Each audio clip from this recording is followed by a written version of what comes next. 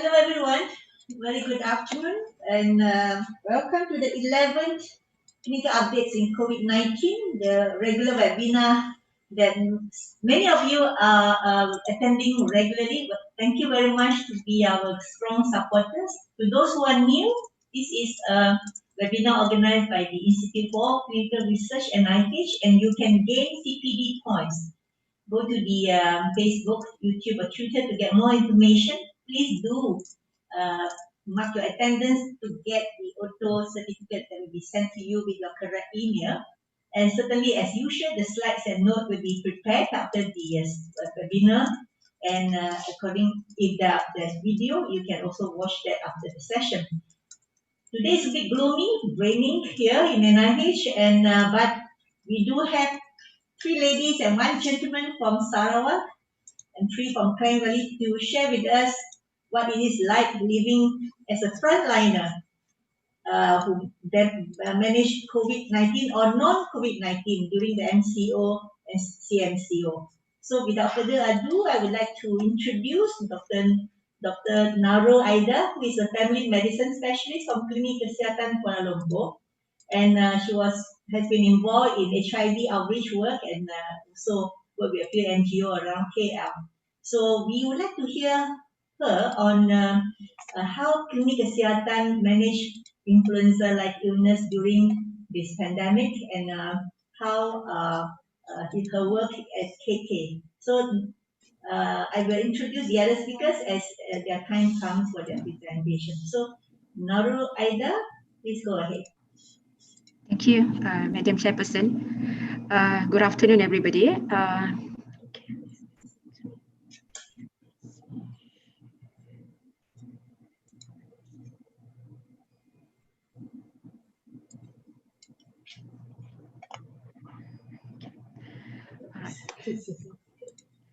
So I'll be talking about management of ILI and COVID-19 in health clinic.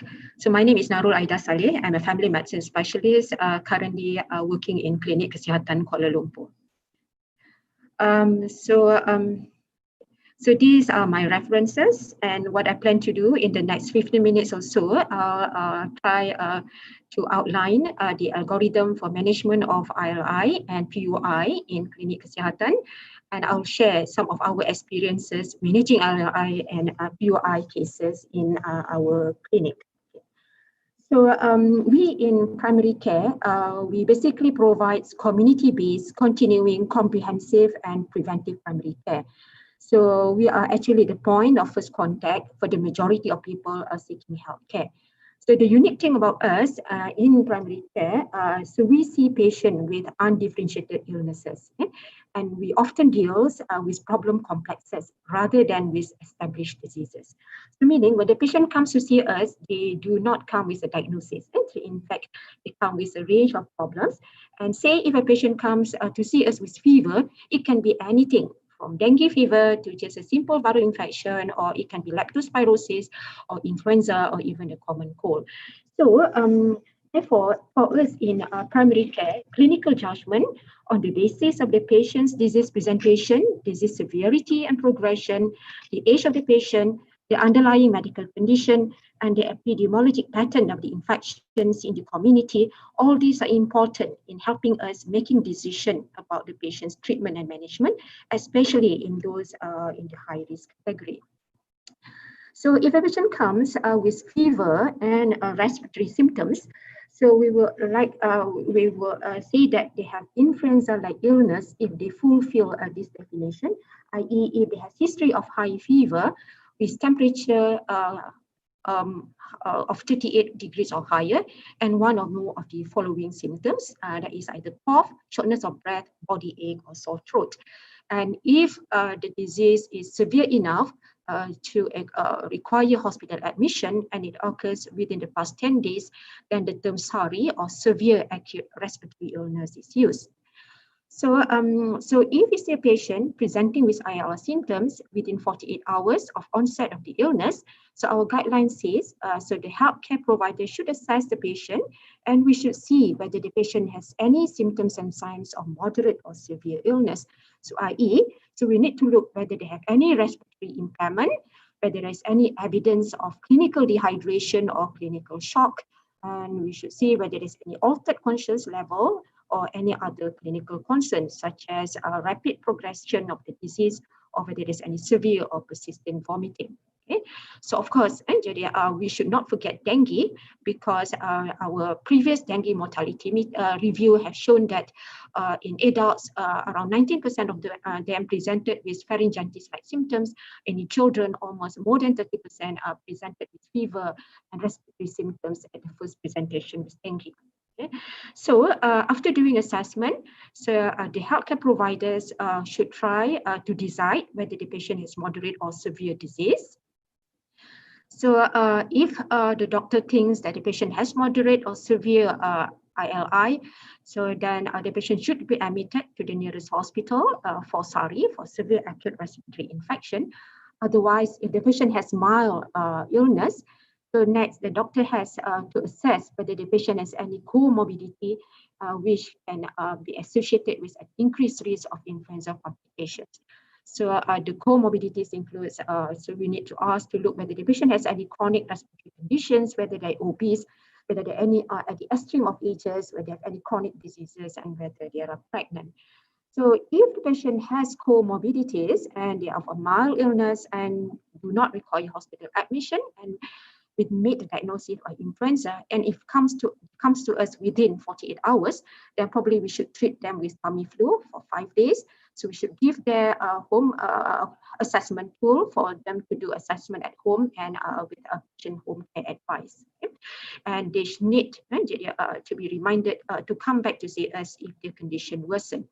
So otherwise, if they do not have comorbidities, so then symptomatic treatment will do. Still, we will give them a home assessment tool and a patient home care advice for them to return back to see us if the condition worsen. Okay? So this is basically from the Infectious Disease Society of America. So their guideline is also almost the same with us. So basically, if the healthcare providers need to see whether the patient has any signs and symptoms of ILI. So if yes, then the doctor need to decide whether the patient needs hospital admission or no. So if no hospital admission required, then the doctor needs to decide whether influenza testing will influence the management. For us, in our setting, unfortunately, we do not have any testing for influenza in our case. Okay? So we just go by clinical judgment. So if influenza is diagnosed clinically, then they also suggest for empirical antiviral treatment if the patient is in the high-risk group. Okay. So how we manage ILI before COVID-19 pandemic? We put a triage at our registration counter. So the triage are basically the paramedics, either the medical assistant or the nurses. So they would ask the reasons for visit for the patients and would explore for symptoms of ILI. So if the patient says they have fever and or cough or shortness of breath, the triage will give mask to the patients and they will direct these patients to a designated area, i.e. a fever center. That means we do not want them to mix with our other patients in the clinic. So in my clinic, we are fortunate because we have sort of plenty of rooms. So we have a special corner, area of the clinic where we designate as our fever center. So they just go to these rooms and they do not mix up, especially with our NCD patients. Okay? Okay, so how does the management of ILI differs during this COVID-19 pandemic? So this is from our recent COVID-19 guideline, EDC edition 5. So the guideline says patients who come to any health facilities should be screened for suspected COVID-19 PUI at the triage, and we should use the case definition for PUI.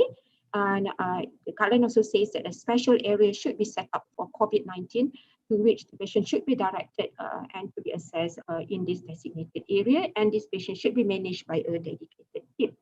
Okay. Right. So just to reiterate, so PUI, patient under investigation, refers to any patients with respiratory, acute respiratory infection, i.e. sudden onset of respiratory infection. So with at least one of these, the shortness of breath, cough, or sore throat with or without fever, and they either has history of traveling to other foreign countries or close contacts with in 14 days with a confirmed case of COVID-19 or attended an event associated with COVID-19 outbreak. And for patient under surveillance are those who get back from abroad and they do not have any symptoms. So I guess for those who travel back from abroad, we do not have much problem because they would be quarantined at the hotels. And for close contacts also, most of the times the Inspector Kesihatan will touch them and give them home surveillance order for them to be quarantined at home. But sometimes we do see some close contacts who are not being traced by the PPKP, the Inspector Kesihatan, and they reach our doorsteps. So the guideline says for patient under investigation, so they should be triaged at the clinic entrance. So and then they should be seen at the fever center, and the doctor should decide whether they meet the criteria for admission or not. So what are the criteria for admission? So basically the admission criteria are PUI who is clinically ill, those with uncontrolled comorbids, or those who have confirmed, say for example, they have some blood tests done, for example, in Gribos or Lappling, and the result says that they are positive for COVID-19. So if they fulfill all these admission criteria, so what we do in our My Clinic, we will discuss, we discuss with HKL ID physician on call. So if the ID physician agrees for ward admission, then we will alert the MECC in the emergency department. So the patients will be sent by our clinic's ambulance, and the ambulance then will be decontaminated in the hospital itself before come back to our clinic. Otherwise, if the hospital admission, if the admission criteria is not fulfilled, so we will notify the case to our PKD. Okay, so the PPKP or the Inspector Kesihatan then will visit the patient in the home, in the house. They will give them home surveillance order for them to be quarantined. Then we will arrange them a date for nasopharyngeal and oropharyngeal swab. We'll give them home assessment tool and for and template so tell them about this infection. Okay, right. So again, what I'm as I reiterate earlier on, so what is important, more important is the management of the movement of the patient in the clinic, which I will tell later on. So for patients presenting with ILI symptoms, so for those who do not have any, who are not PUI, so how do we manage them during this pandemic? So for patients presenting with ILI symptoms, again, we do not allow them to enter our main building. So they are triaged and they were sent and seen by the doctor in the fever center. So the doctors there will assess the patient to see whether they are from the so-called red zone. So in my clinic, so last month, so Kampung Baru and Chowket are the red zones. So if we have patients from this area, we are a bit more alerted, especially if they sort of escape from being screened by the PPKPs. So then we would ask these IR patients whether they have any history of contact with COVID-19 patients and whether they have any symptoms and signs of moderate or severe illness. So then the doctor will decide whether they have mild, moderate to severe disease. Okay? So if they have moderate to severe disease, okay, and then and if the patient is suspected to have PUI, for example, the patient says, "Oh, doc, my friend in the office attended this public forum, and he has been admitted in Sungai Buloh Hospital for COVID-19. So that makes him a suspected PUI, and he has symptoms with moderate to severe illness. So then again, we would contact the ID physician on call, and the patient would be sent to hospital for admission with our designated ambulance. But if the patient do not have any history of contact with anybody with COVID-19, so that makes COVID-19 unlikely. But since he has moderate to severe disease, we will still send him for admission, but we will admit the patient as SARI with COVID-19 unlikely. So for those with mild disease, if we suspect them to be PUI, okay, and so we will notify PKD. So we will arrange a date for them to come back for the nasopharyngeal and oropharyngeal swab, and we'll give them the home assessment tool and tell them to come back again if so the disease worsens. Otherwise, as I mentioned earlier, the PPKP will visit them in the home serve them the home quarantine orders. Okay, so if we suspect them to have influenza, then we'll manage accordingly, as I mentioned earlier on. And for if the diagnosis of them is URTI, then we will manage them according to our center's score. Okay. So movement of the ILI patients are important. We do not want them to mix with our other patients in the clinic. So we had our triage counter outside the clinic entrance. So the staff must wear at least 3-ply surgical mask, a glove and apron.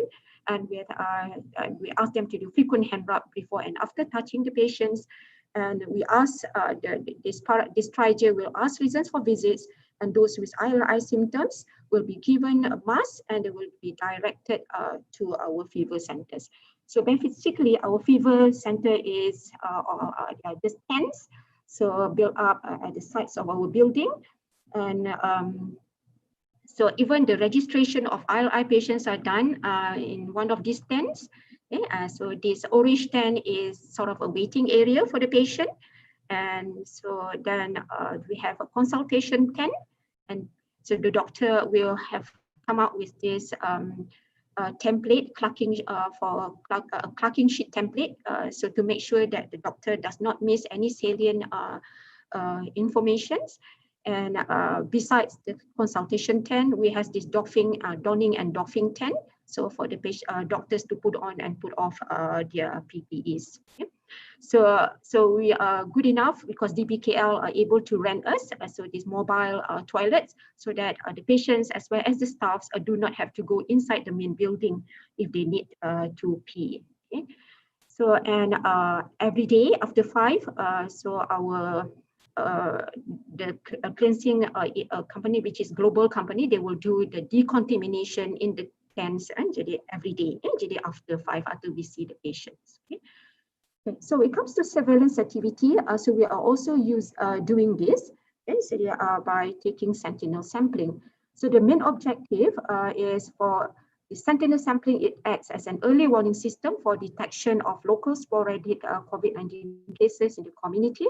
So initially, the surveillance activities only involve 8 clinics, but recently the number of clinics has been extended to 26.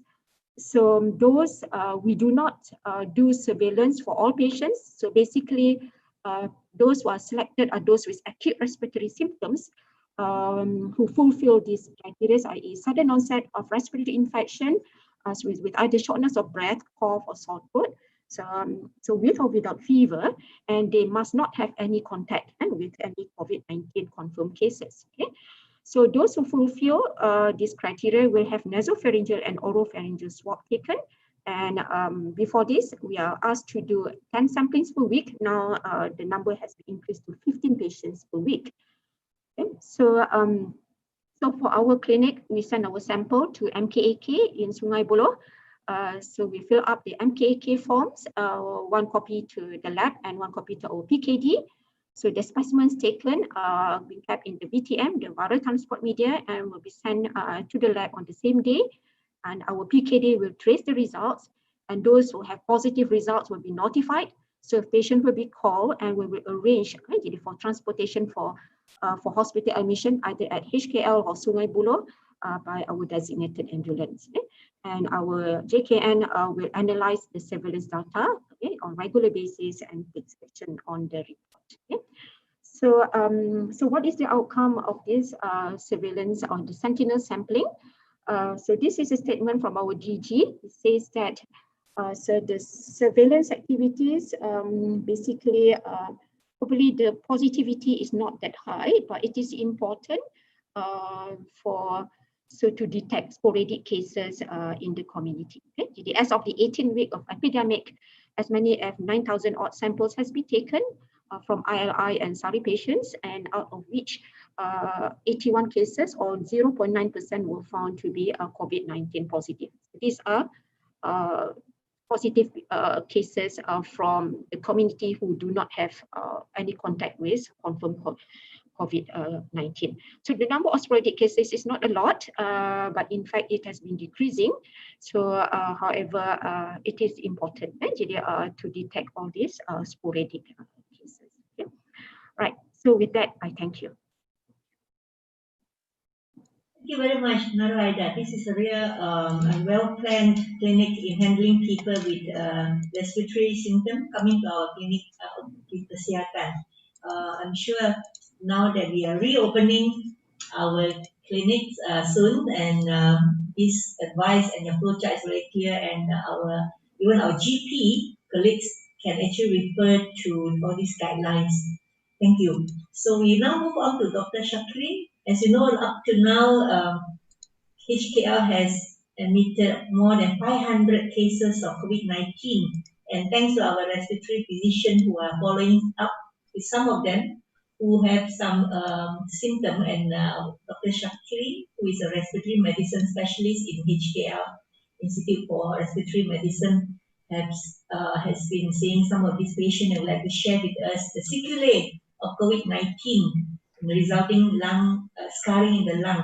So please come share with us, Syakirin, on your experience in following up these COVID-19 patients. Thank you, Dato, for the kind introduction. So, the beginning in December 19, a cluster of unknown cause of pneumonia cluster was reported in Wuhan. And January 2020, a novel coronavirus SARS-CoV-2 are being identified as the causative organism. So following that, it became a nightmare to the whole wide world, where the outbreak was declared as the public health emergency of international concern. And basically, it declared pandemic later on. So this is creating a history of a mankind. So until date, how many cases are being reported?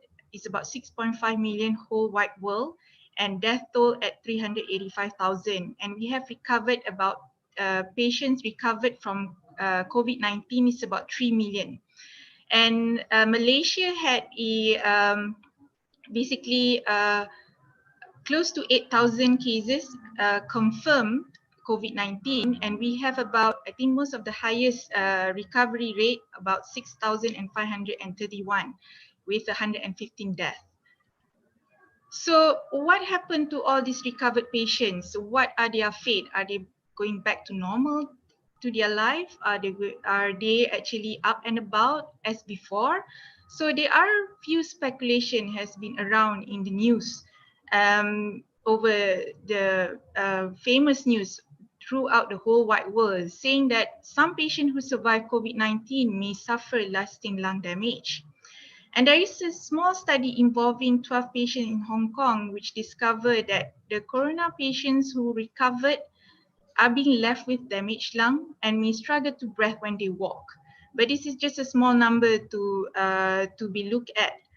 And from Japan also saying that these patients who survive will suffer severe health effects for years. And in fact, Bloomberg also quoted that virus survivors could suffer severe health effects for years. And last, are patients left with poor lung function after COVID-19 is still a question, and these need an answer. So I'm sharing the coronavirus family, which are the disease of COVID-19, MERS and SARS. And we could see the similarity in SARS-CoV-2 and SARS, which they actually share the same receptor binding, which is the angiotensin converting enzyme 2. And if you look at what happened to the lung in these three diseases, it shows that they have a similar pattern in which that demonstrated on the CT. The three of the diseases will present with bilateral patchy shadows or ground glass opacity in the lungs. So what were the evidence in the past, and how could we actually project what could happen to our recovered or COVID-19 survivors? So we look at only SARS, because since SARS and COVID-19 share the same receptors. So post-SARS study showed from this study done by Gregory, fibrosis was seen in 62% of the 24 symptomatic patients. So in this study, they divided into two. So it's quite small number of study. So group 1 is patient with evidence of fibrosis on CT, and group 2 is without evidence of fibrosis on CT. So if you look at the profile patients that has evidence of fibrosis, majority are men as compared to group 2, predominantly are female. And the length of stay and the length of ICU admission are much longer in group 1, which is more fibrotic patient, and they receive pulse steroid therapy during this admission. And they have even higher opacification radiographically, and they have more abnormal segment on thin section CT scan as compared to group 2, which without evidence of fibrosis. And besides discovering 62% of patients who's having fibrosis, the patient also presented with symptoms of exertional shortness of breath and reduced exercise tolerance. Another study, a 15 years prospective follow-up, they're actually looking at the long-term bone and lung consequences associated with hospital-acquired SARS. So what have they found? So I'm just focusing on the lung. So most of the cases will recover, especially the pulmonary interstitial damage and the functionally decline, with a greater extent of recovery within 2 years after rehabilitation. So you could dispute the speculation that had been made before for COVID-19, but of course we are not sure what we're going to face next for the recovered patient. The third study involving looking at the spirometric evaluation. So it shows that after 6 months, lung volume and spirometric measurements are normalized. However, they have a low gas exchange or low carbon monoxide diffusion capacity in 12 months follow-up. However, no patient required supplemental oxygen at 12 months, but 6% of patients demonstrated desaturation, about less than 88% during exercise. The fourth study, again, is very small numbers, looking at the exercise capacity and health status of SARS survivors, which showed that at 6 months, their exercise capacity are lower as compared to the normal population. And again, significant impairment of gas exchange was noted in 15% of survivors. So I'm going to bring you to this classification of COVID-19 that was proposed by Hassan. So there are 3 stages.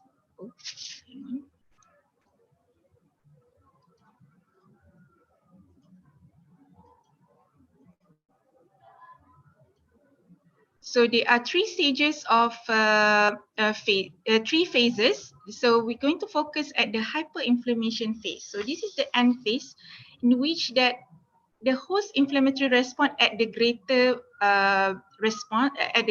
end, and the viral response at the end of the effect.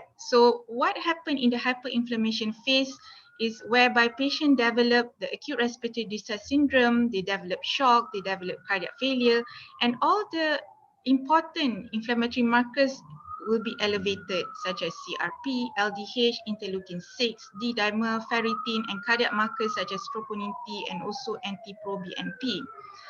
Following that, I would like to bring to the pathogenesis on how the lung damage occur in a patient who are infected by SARS-CoV-2 or a COVID-19 patient. So SARS-CoV-2 induced lung injury. So SARS-CoV-2 is the virus that actually bind into the enter to the cell by binding into the ACE converting enzyme 2 receptor, which is mediated by the S-glycoprotein. So as it enters, so it will go straight to the so concentrating at the respiratory tract, because the ACE2 receptor are highly expressed at the lower respiratory tract. So there are a lot of alteration in the alveolar capillary microenvironment. So all this process, as mentioned earlier, hyperinflammation happen. And this is due to the cytokine storm syndrome, where all the important cytokines are being elevated, which is very, very pro-inflammatory. And it also causes a dysregulated of release of proteolytic enzymes and also unregulated angiogenic responses. And all these three will actually develop a fibroproliferation with the formation of provisional extracellular matrix. And these processes are also been seen in patients with idiopathic pulmonary fibrosis. So it's a disease that a form of a pulmonary fibrosis which is progressive, and you could see this pathway actually lead to a pathological fibroproliferation as what we are seeing in our idiopathic pulmonary fibrosis patients. So the reason why they progress because there are lack of resorption or removal of provisional extracellular matrix, and therefore there will be a residual fibrosis with pulmonary dysfunction. So this patient, this cohort, you could actually anticipate it because they share this quite similar profiles, which are old age patients, male, and with comorbidities, especially hypertension and diabetes, and they are smoking or former smoker. However, patients who out from this demographic, they are non-smoker, perhaps they are much younger, female, and you do not have any comorbidities. So they're able to actually remove all these extracellular matrix pretty well, and the lung will resolve without fibroproliferation. And you could actually translate it to when we do follow up, we look at the radiological resolution on CT scan. There's no evidence of fibrosis such as reticulation or traction bronchiectasis, and the lung function is back to normal. And this is a study in Wuhan looking at radiological findings only in COVID-19 patient, and they managed to get 81 patient. So they divided into 4 groups. So group 1 is patient who are actually asymptomatic. Group 2 is patient with a symptom onset less than 7 days. Group 3 is patient who has symptoms onset 1 to 2 weeks. More than 1 to 2 weeks, and group 4 is patient who has a symptom onset more than 2 weeks. So what have they found on the CT scan based on the group 1, 2, and 3, and 4? So A is from group 1. So there is actually focal ground glass opacity associated very smooth interlobular, intralobular septal thickening, and this is at the right lower lobe. It's very focal, so it is not bilateral infiltrates of the lung because expected this is asymptomatic patient, but however they still have a lung finding on the CT scan. If you look at group 2, even more pronounced as compared to the group 1. So there is a bilateral peripheral involvement with the crazy paving pattern which shown in the CT section. And group C is represent from group 3. There is a bilateral and again peripheral consolidation predominantly seen in this group 3. And the last group is those who are actually more than 2 weeks and above symptom onset.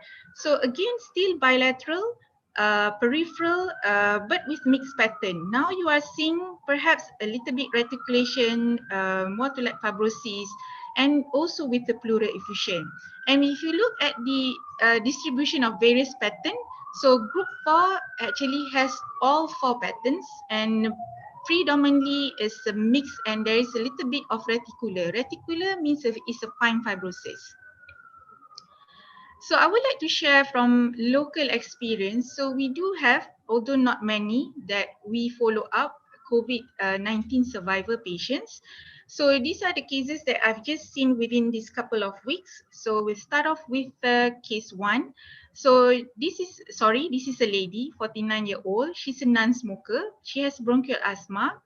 Confirmed COVID-19 positive, initially intubated in another hospital for asthma for a day and transferred over, managed to extubate it. And since the COVID-19 is positive, she was treated with hydroxychloroquine and favipiravir. However, after weeks in the hospital at 3rd weeks of illness, because she has a problem of positivity of the COVID-19, she has a slow persistent viral shedding. So that's the reason why she's still in the hospital up to the 3rd week. So she desaturated at one day at 3rd week of illness. However, she was started on IV hydrocort based on her CT scan.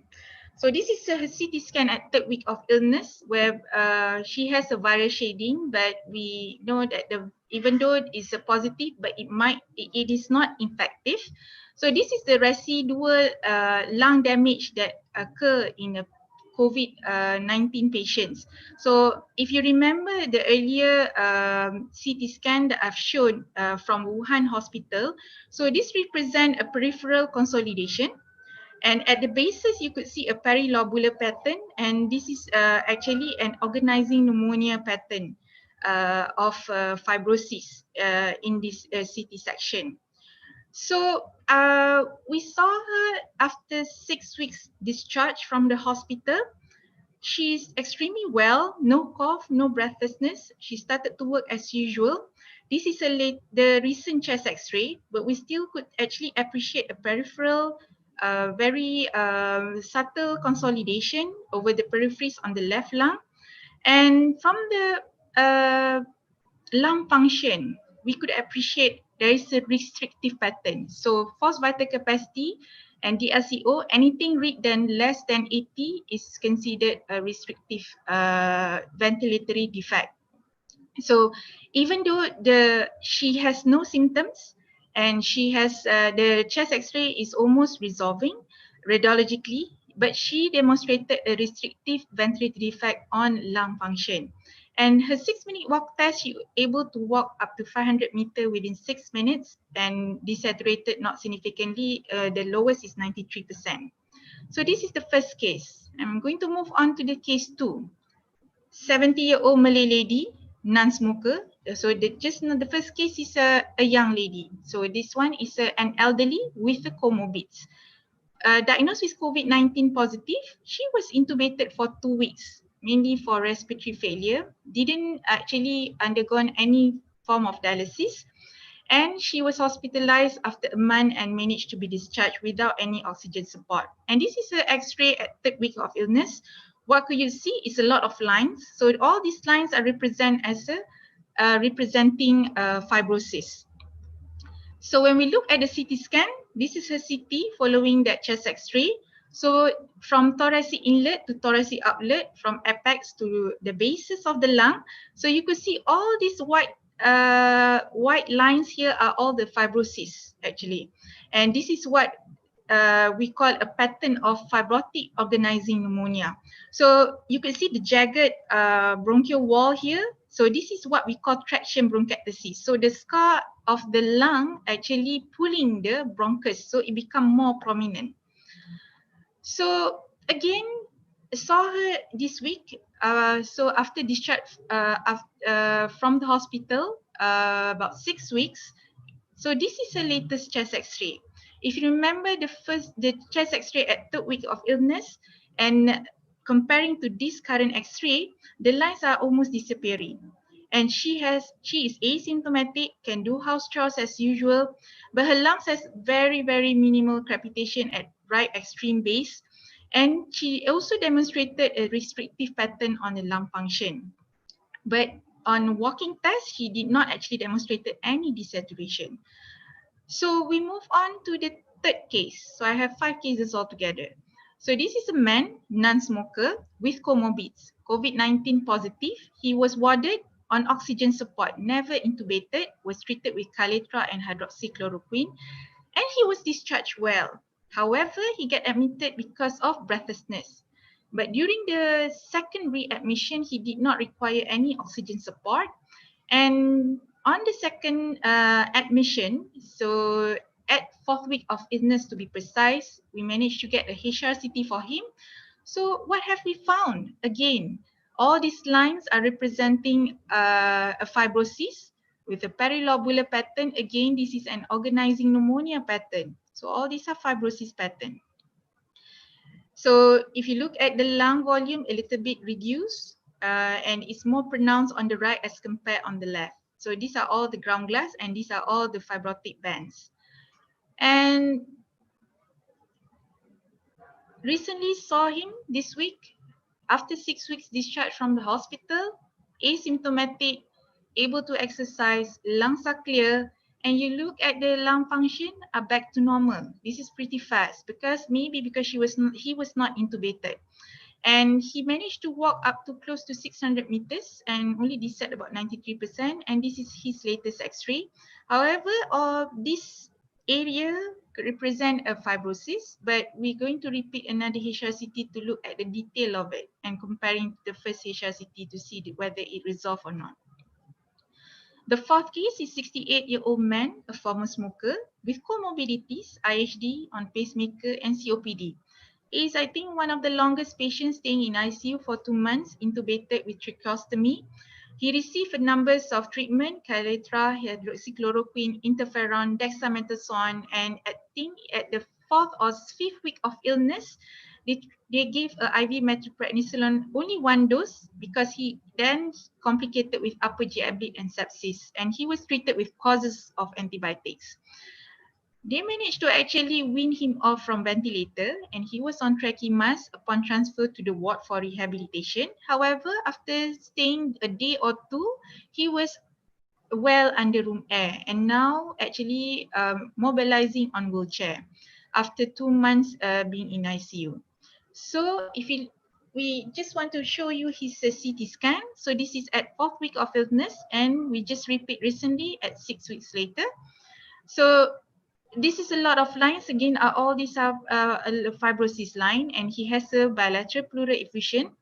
As compared to here, you can't appreciate anymore the pleural effusion, but the lines, the white lines are less as compared to this first CT.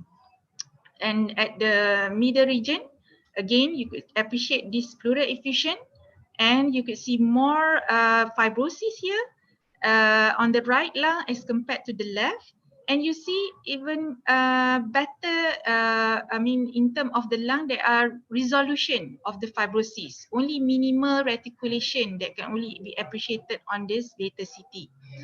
And at the basis, again, it looks very horrendous looking, white line and the pleural effusion and all this fibrosis. You can even appreciate the traction bronchiectasis, which show the degree of the fibrosis.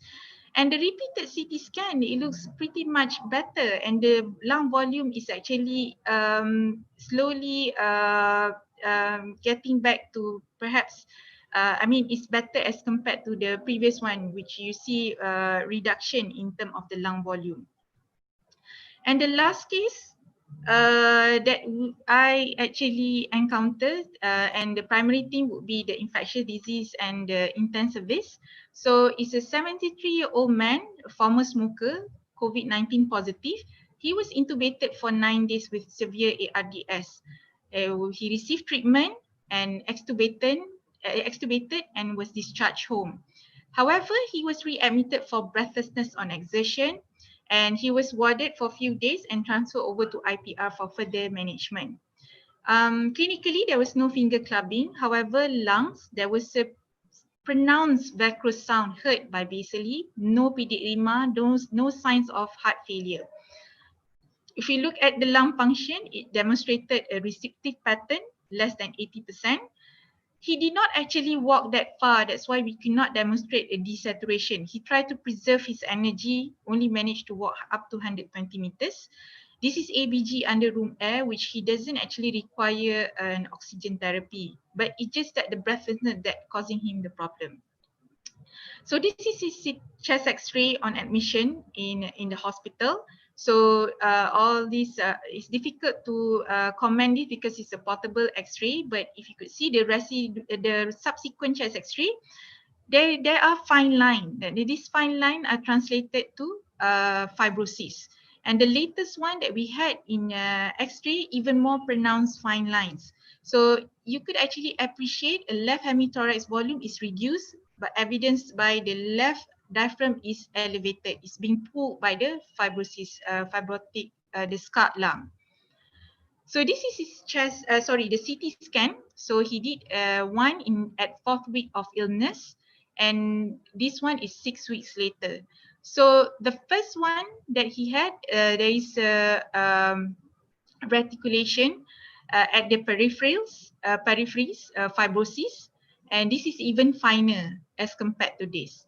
and subsequent section showing that ground glass opacity with dense, perhaps a band consolidation.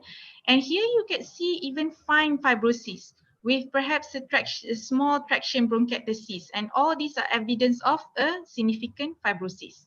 And at the basis, we could even see more pronounced fibrosis here on the latest CT scan. So this patient is actually, if you look at the pattern of the fibrosis, if you compare to the rest of 4, so the 4 actually had a resolve, or almost, perhaps 3 of them almost complete radiological resolution, only 1 perhaps in between. But however, this patient has a worsening, I would say, in terms of the fibrosis. And we actually hypothesize that he might have a pre-existing interstitial lung fibrosis to begin with. And on further questioning with him, that he do experience breathlessness since 2018 with a dry cough. However, went to a hospital and be investigated for heart problem, but was told heart was okay, but was never being told that he has a lung problem. So these are the 5 so-called small, perhaps limited experience by the local. So I just would like to actually put up this paper saying actually it's a question. Follow-up studies in COVID-19 recovered patient, is it mandatory? Well, to say mandatory is difficult, but I think it should be proposed and should be done. And I would say yes.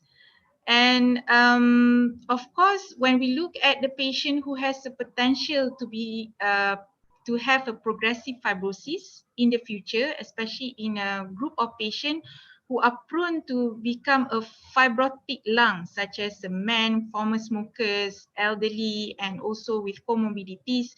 So perhaps a drug trial beside antiviral should be explored, such as antifibrotic, perhaps to slow down or to prevent the process of fibrosis during COVID-19. And as a conclusion, post-viral fibrosis causes substantial physiological impairment, is documented in previous corona outbreaks. So a close follow-up for patient after COVID-19 perhaps is essential. A global burden of fibrotic lung disease will probably increase considerably as fibrotic lung disease following SARS-CoV-2 infection burden is likely to be high. And to alleviate severe COVID-19 complication, it is a call for an urgent need for therapies, and clinical trials of antifibrotic molecules should be considered. So that's all from me. So back to Dato.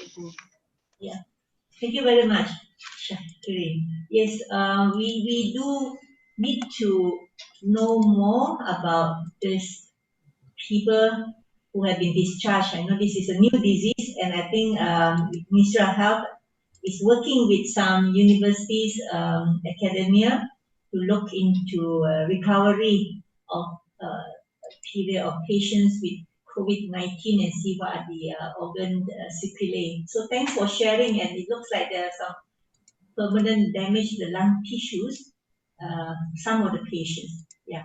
Next is another very interesting observation in May, when reports came to us in the newspaper that some children who were affected with COVID-19 do have these Kawasaki-like diseases. And I think we were actually asked among our pediatricians, do we see such observation in France, Italy, even New York?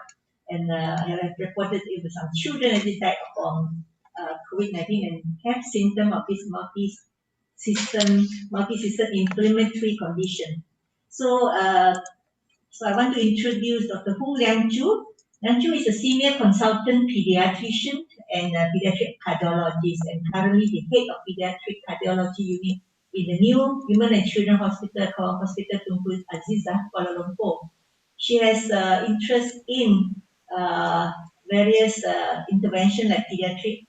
She started this on basic pediatric and echocardiology course since 2007 and is still ongoing.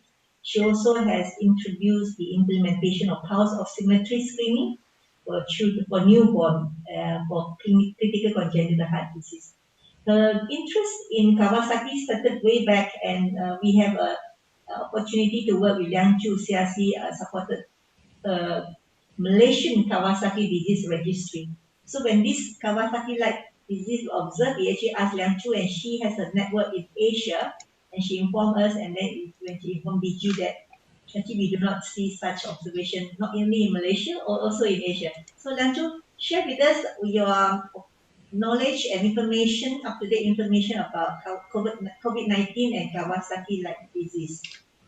And you have turned on your voice. Thanks. Thank you, Dato, for the kind introduction. Can you hear me? Yes. Yes. I would like also to thank NIH and CRC for inviting me to share this Kawasaki disease and multi-system inflammatory syndrome in children temporarily associated with COVID-19. How do I get my slide on? Let me get my slide on.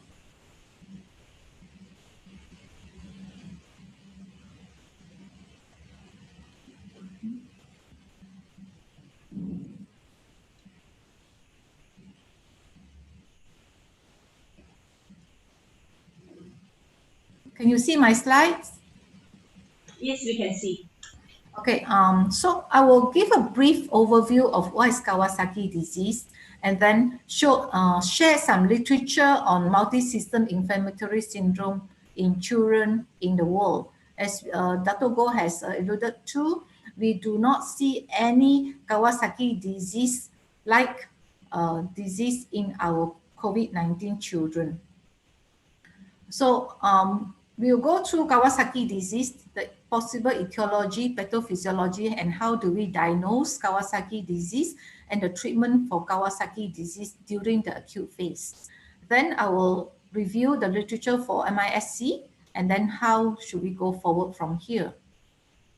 So as we all know, Kawasaki disease is actually acute self-limiting systemic vasculitis. It actually happens predominantly in infants, in young children. If you look at this bar chart, this is our statistic from our Malaysian Kawasaki disease registry from 2010 to 2016. And you can see that this registry registered all children 0 to 12 years old. And you can see that less than 5% of the patients were above 5 years old.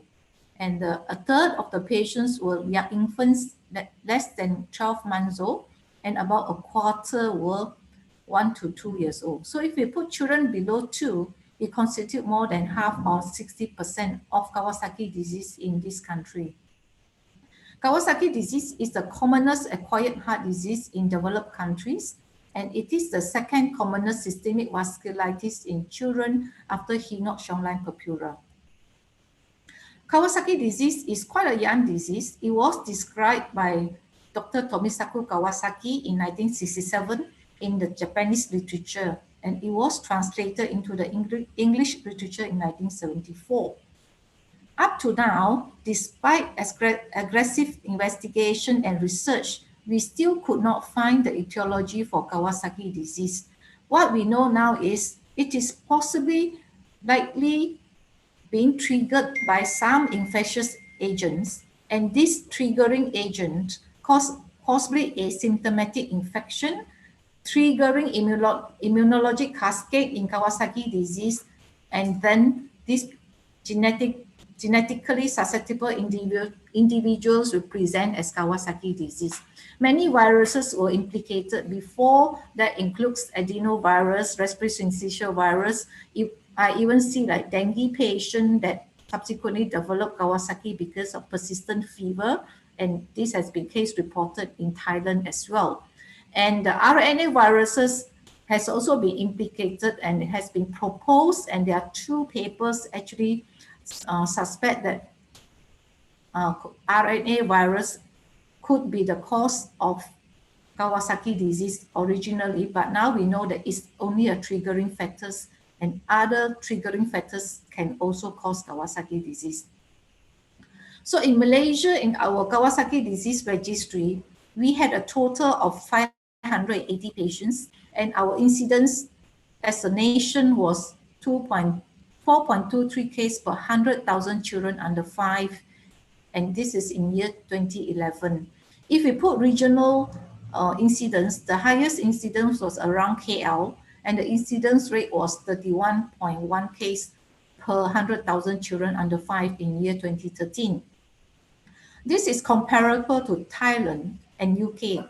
But if you look at Japan, Japan does 2 yearly nationwide survey, and in 2015 and 2016, their incidence was about 300 over cases of Kawasaki disease per 100 children under 5.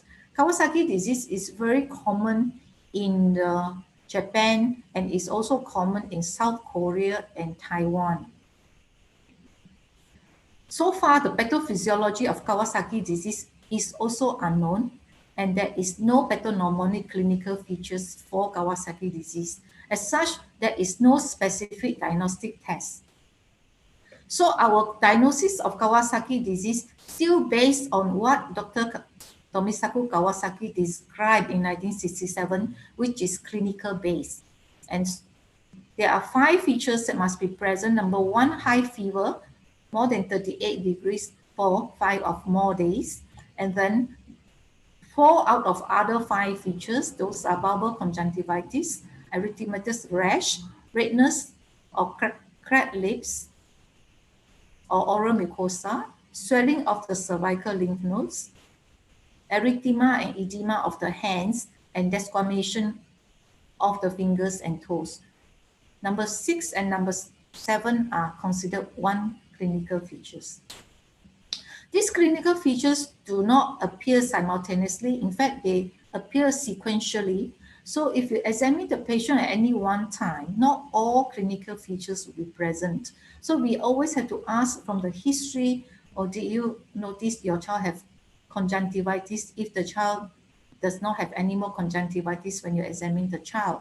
So sometimes incomplete Kawasaki disease are actually classic Kawasaki disease where the clinical features has resolved. So these are the features that are seen. So you can see red lips, cracked lips, red lips. Children are often irritable. Conjunctivitis, usually non-exudative. Skin rash, all forms of skin rash. Erythematous oral mucosa and strawberry tongue. Enlarged cervical lymph nodes. Erythema and the edema of the hands and feet. And finally, at the second week of the illness, we see desquamation of the toes and fingers. So based on the clinical criteria, American Heart Association has recommended that to diagnose Kawasaki disease, we have to have fever persisting for 5 or more days, and 4 out of the 5 principal clinical features that we have gone through just now. And these children must not have any other reasons to explain the fever. So it's a diagnosis by exclusion, because measles can present similarly. So if the patient satisfies all criteria, that means fever for more than 5 days and 4 out of the 5 principal criteria, then we classify patient as classic Kawasaki disease. In the absence of all clinical features, this patient will be classified as incomplete Kawasaki disease. And if the patient has abnormal or unusual clinical features, and we think that this patient has Kawasaki disease because there's no other causes of fever could be found, then we will classify this as atypical Kawasaki disease. Usually in this group of patients, the coronary arteries are usually involved to help in the diagnosis. And in some of the atypical cases, we diagnose them as Kawasaki disease shock syndrome. Kawasaki disease also have other associated clinical features. This is due to the panvasculitis that occur in these children, and gastrointestinal symptoms are not uncommon. They could have vomiting, diarrhea, abdominal pain, gallbladder hydrops. Hepatitis is not common. We did have a child who presented with jaundice and finally was diagnosed with Kawasaki disease. They can also present as respiratory symptoms, not common, only about 30% of the literature. Children are usually irritable, and this is attributed to aseptic meningitis. LP can show raised lymphocyte counts, and patient can have sterile pyuria due to urethritis or metitis, arthritis, and uveitis. In infants, we noticed that in our series, the BCG inoculation site is erythematous in a high percentage of patients, commoner than the cervical lymph adenopathy, which is one of the clinical features for diagnosis. And in some infants also, they have perianal erythema and desquamation. So if the patient do not have sufficient clinical criteria to diagnose Kawasaki disease, and we still cannot find a cause for the persistent fever, then we have to depend on inflammatory markers or blood investigation results to diagnose incomplete Kawasaki disease. So if the patient has fever for more than 5 days and 2 or 3 clinical features that are compatible with Kawasaki disease, then we will do inflammatory markers like CRP or ESR. If they are raised, then we look for some of the additional markers like anemia for age, thrombocytosis, hypoalbuminemia, ALT, raised white counts or pyuria. If there are 3 out of these 6 conditions, then we will diagnose the patient to have incomplete Kawasaki disease. In the absence of 3 out of 6 criteria, we will echo the patient. And if we have sufficient echo features to support the diagnosis, then again, we will diagnose patient to have Kawasaki disease. And so we will treat this group of patients as incomplete Kawasaki disease. If the patient do not have raised CRP or ESR, we shall watch the patient and review the clinical features again to see if the patient has Kawasaki disease. If the patient do not satisfy incomplete criteria, we shall not treat the patient. We will watch. And if this patient has peeling during the convalescent phase, we will do an echo to make sure that the coronary arteries are normal. The treatment of Kawasaki disease during the acute phase is with IV immunoglobulins, 2 grams per kg as a single infusion over 12 hours. Preferably, the IVIG should be given within the first 10 days of fever. With this, the coronary artery aneurysm has been reduced to 5% or less. Without treatment, the incidence of coronary artery aneurysm can be as high as 25%. Concomitantly, we also give anti-inflammatory dose of aspirin. In most of the Asian countries and Europe, we give 30 to 50 milligrams per kg per day, orally in 3 or 4 divided doses. In some other countries like US, they still give 80 to 100 milligrams per kg per day, 6 to 8 hourly. And this shall be continued until 14 days of illness or until 48 hours the patient is afebrile. Some patients do not respond to IVIG infusion, and this incidence can be as high as 10 to 26%. And the IVIG resistant Kawasaki disease is defined as persistent or recrudescent fever after 36 hours of completion of IVIG. And in this group of patients, we shall give a second dose of IVIG, 2 grams per kg, or we can add on metilprednisolone. Some centers use infliximab. There's a study on use of anakinra in this group of patients. And in very resistant cases, in some centers, these are the other drugs that's been used. We know one center they use plasmapheresis as a second line as well. What are the cardiovascular complications in Kawasaki disease? The commonest complications are actually coronary artery involvement. It's about 20%. Other arteries can also be involved, axillary artery, iliac artery, and femoral arteries as well, but it's not common. And we also have a high percentage of patients that can have myocarditis, clinical or subclinical, about 30% of them. And about less than 1% can develop myocardial infarction, especially in patients with aneurysms. So that is a brief overview of Kawasaki disease. we do not see any such multi-system inflammatory syndrome in children in this country. So this MISC in short form was first alerted to the world by NHS National Heart Institute UK on the 24th of April, and then the Royal College came out with a guidance on the diagnosis of pediatric multi-system inflammatory syndrome temporarily associated with COVID-19. And the UK group actually published a letter to alert the world that there's a similar Kawasaki disease-like illness in COVID-19 patients. I shall share this with you briefly later. And then this is an Italian group that published this paper in Lancet. And they shared 10 patients with Kawasaki, classic and incomplete Kawasaki disease. And this is another paper, circulation paper, that from France and Switzerland, that shared some patients with acute heart failure in multi-system inflammatory syndrome in children as well. So with all this alertness, WHO finally came up with a standardized definition. This definition is actually evolving.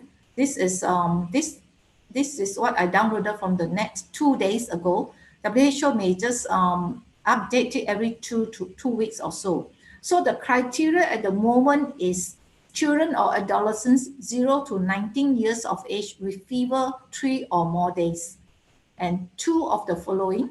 So conjunctivitis and echo findings of coronary artery abnormalities are the same as Kawasaki disease, and then hypotensive or shock, and evidence of coagulopathy, which is not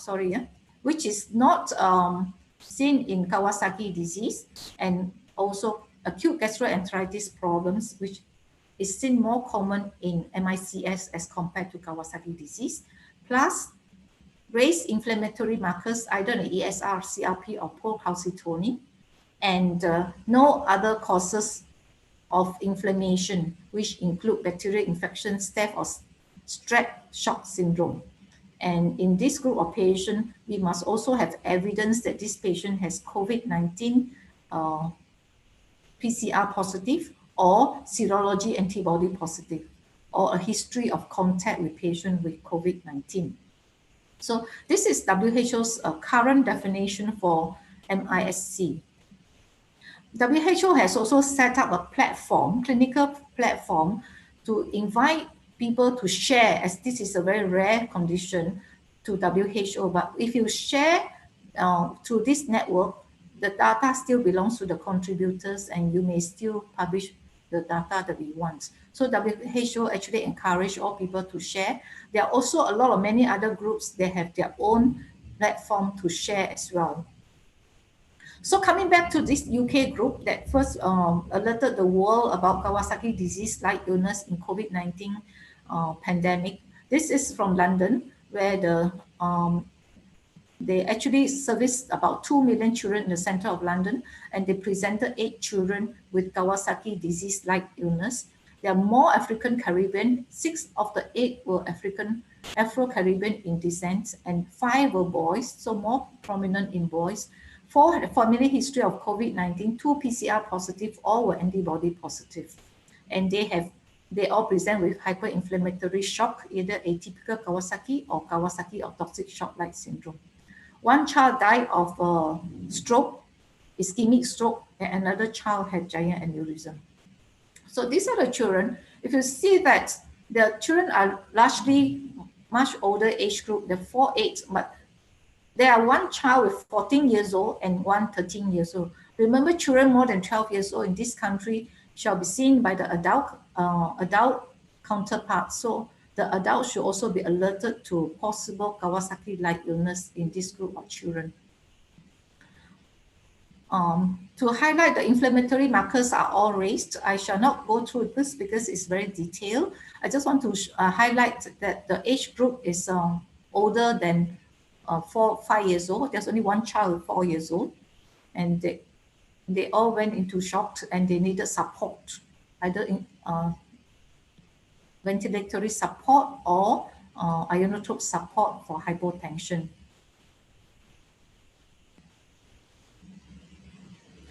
So this is the UK group. There are 8 patients. And this is the Italian group that they presented outbreak of severe Kawasaki disease like children and observational study of 10 patients. So there were 5 patients with classic Kawasaki disease where they fulfill all the clinical features of Kawasaki disease, and 4 patients with incomplete Kawasaki disease. If you look at the age group, they are also in the older age group. There's only 1 child who's 3 years old, and the rest are more than 5 years old. So they will be in the bigger age group. There were 2 patients with enlarged coronary arteries of more than 4 millimeters. The rest were normal coronary arteries. The ejection fraction for many of the children were low. None of the children were less than 12 months old, so infants were not present in this group. Thrombocytosis is a feature of Kawasaki disease after the 2nd week of illness, but in this group of children during the acute phase, most children actually have thrombocytopenia, which is different from Kawasaki disease. This is to show their inflammatory markers and how they treat this patient. We shall not go through with this group. We shall go through the next group. This Italian group also compared their Kawasaki disease that they diagnosed before COVID-19 till February 2020. And this is the group that they shared with Kawasaki disease-like illness associated with COVID-19. And they compared and they found that the incidence during COVID-19 of Kawasaki disease or Kawasaki-like illness was 30 times more than during ordinary times. And in this group of patients, they have neutropenia, they have neutrophilia, and they have lymphopenia compared to Kawasaki disease. The platelet count was low as compared to the classic Kawasaki disease. Inflammatory markers were markedly raised compared to Kawasaki disease. So the treatment their treatment was the same. They actually used IVIG and steroid as well. So the conclusion for this paper was there was a 34% increase in Kawasaki disease-like illness associated with COVID. I'm not sure why the rest of the text didn't come out. The older children, where do I go?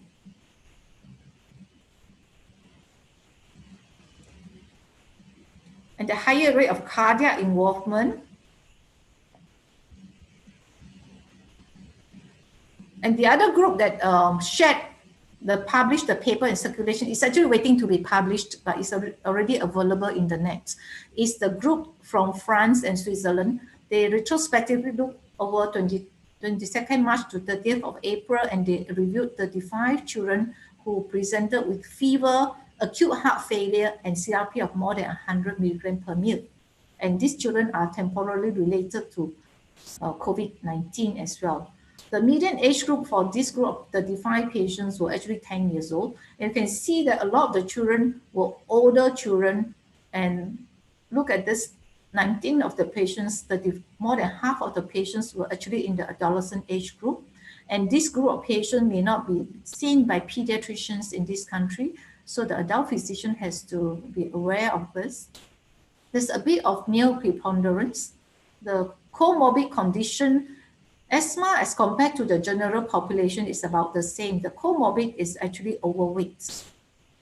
And gastrointestinal symptoms are commoner in this group of patients as compared to classic Kawasaki disease. So these are the clinical features. 30% of them actually also have neurological symptoms. And the 17% have coronary artery dilatation. So by definition, as they included all patients with acute heart failure and the ejection fraction of less than 55, they were all less than 55 with 28% of them in severe congestive cardiac failure with very low ejection fraction.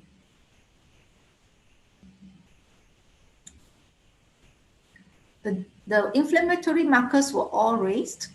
C-reactive protein were high, total white were high, neutrophil counts were high, and interleukins were high.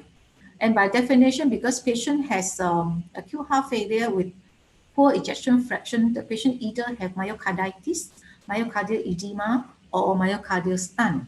And we can see that troponin was raised and the BNP was also very raised. It is unfortunate that in government hospital, we can't do BNP. We have to send our BNP to a private lab and the patient has to pay 200 ringgit per test. So their treatment is also with immunoglobulins infusion, and some of the patients received corticosteroid as well, and other inotropic support. And because of the coagulopathy in this group of patients, heparin was also used. There was no death in this group of patients as well. So we can see that multisystem inflammatory syndrome associated with COVID is not common, it's quite rare.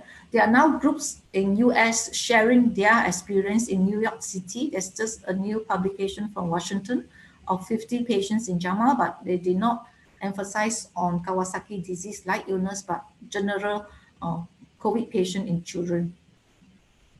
So in patients who present in toxic shock, it can be with clinical features of febrile illness with just inflammation or the full spectrum of Kawasaki disease, or it can be multisystem inflammatory syndrome in heart failure as well. So in Malaysia, we had from February till 16th of May 2020, we had 315 children with COVID-19, but none of them had the MISC. Most of the children I was told were mild and asymptomatic. So in conclusion, most children with COVID-19 are asymptomatic or mild, but this group of children can have a potential to develop very severe disease, especially in infants and adolescents. And many of them actually have cardiac involvement, either as myocarditis or coronary artery involvement as well. So MISC itself shares some similarities with Kawasaki disease, but the predominant clinical signs are largely different from Kawasaki disease, where children are younger age group and they have skin rash with desquamation, whereas in MISC, a lower percentage have skin rash and conjunctivitis. But the treatment for this group of patients with MISC is the same as Kawasaki disease at the moment. That is to use IVIG and steroids, and it has proven to be effective.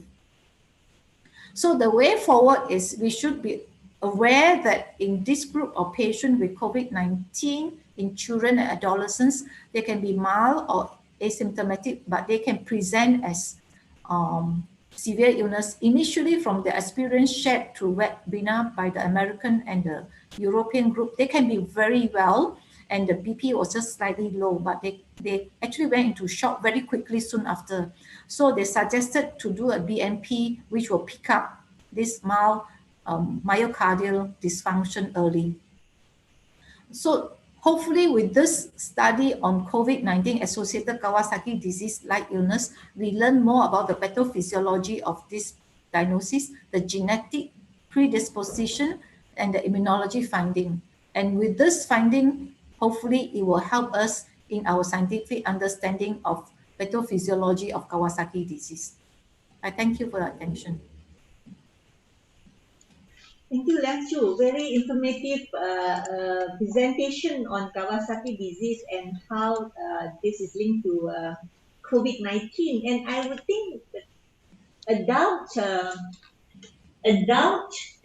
cytokine syndrome among the COVID-19 patients that we see in ICU, particularly the severe category type, should have the similar category of observation that come and describe these patients, which is similar to your children with signs of Kawasaki-like disease. So very informative. We hope the cardiologists among the adult physicians can also look into this cardiac presentation among COVID-19 patients. There will be some question coming up for you, Liang Choo, about this. And we now go on to talk something a bit different, but it's very important. these are called collateral damage during the pandemic, especially MCO in Malaysia particularly. We would like Dr. Voon Peji to share with us how he continued to care for his patients who have cancer and who need chemotherapy, particularly during the time. And so Dr. Voon is a senior consultant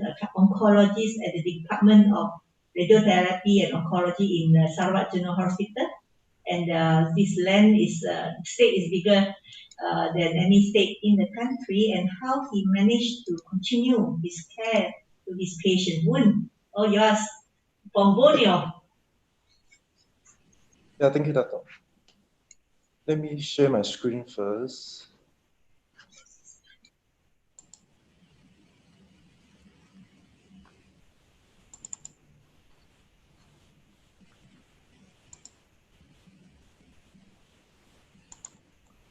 Okay, thank you very much, Dato. And good afternoon to all. So the topic my topic today is actually to continuing care of cancer patients during COVID-19. I would like to share some experience of our radiotherapy and oncology department in Hospital Umum, Sarawak. So these are the disclaimer slides. And first of all, I think I want to share these very beautiful mountainous pictures, not only to please your eyes, because at the same time also, I'm going to give you the reason why I actually want to share these pictures at the end of my presentation. These and other pictures as well. And I think this very, nice picture as well, carry a lot of meanings. And I hope you can stay tuned up to the end so that I can tell you the reason for these pictures, why I share it to all of you. And of course, I think importantly here is actually how much do we know actually COVID-19 as well as cancer, together with cancer. So, the data is actually evolving, all of us know, in various fields of COVID-19. And for cancer itself, more and more data has been generated. So first of all is the incidence of cancer patient with COVID, incidence of COVID-19 in cancer patient. There are few data coming out from these epicenters of this COVID-19 in the world. One is from Wuhan. Then we know that actually the infection rate is 0.79%. And most importantly here, the 0.79% is in the community itself is only 0.37%, meaning it's about 2 times higher than the general incidence, incident in the general community. So other than that, another epicenter in Europe as well is the Spain and Madrid as well. So we can see from here as well, this is data from Madrid. So we have this incident rate of 4.2%. And you have to see if, let's say, what exactly is a Madrid as a whole, the incidence 0.63%, actually much, much higher compared to those in general population. So these are actually those cancer patients admitted to this cancer center, and these are the data actually, coming up, generated by this group of people. And after that, the next question is whether the complication and the death rate, whether it is higher or not, actually in cancer patients for those who actually infected with COVID-19. So data is coming up as well. So again, this is from China data as well. I think it's clearly seen in this graph as well as the curve. And so we can see from here, those with cancer and without cancer, and those with cancer, definitely you can see as well, clearly is much higher in terms of death rate. And at the same time, also complications from this COVID-19 as well. For example, ICU admission for severe critical illnesses as well as invasive ventilation. And in this similar paper, actually, they have noticed that those with hematologic malignancy as well as lung malignancy, compared to other type of tumor, cancer types, is actually higher as well. And other than that, I think another important point that this paper actually have highlighted is those with metastatic disease actually have a higher complication rates from COVID-19 as well as death rate from it as well. And the other thing I think is expected as well, those with actually secondaries in the lung as well as primary lung cancer also have, higher death rate as well as, severe illnesses from this COVID-19 infection. So elsewhere in the world, whether they have reported higher mortality rate or not, yes, the answer is yes. This is from epicenter in New York, in North America, the New York City itself. So we can see from here, the mortality rate in cancer patients with COVID-19 was significantly higher. It's about 25% versus 14%. Okay, so almost double the rate as well. I think this is very important, saying that actually highlighting these patient with cancer, when they are infected with COVID-19, they have higher complication rates as well as higher mortality rate as well. So I think we are very lucky at this point is because we just have the largest real-world data set investigating risk of hospitalization as well as death rate of COVID-19 patient in cancer.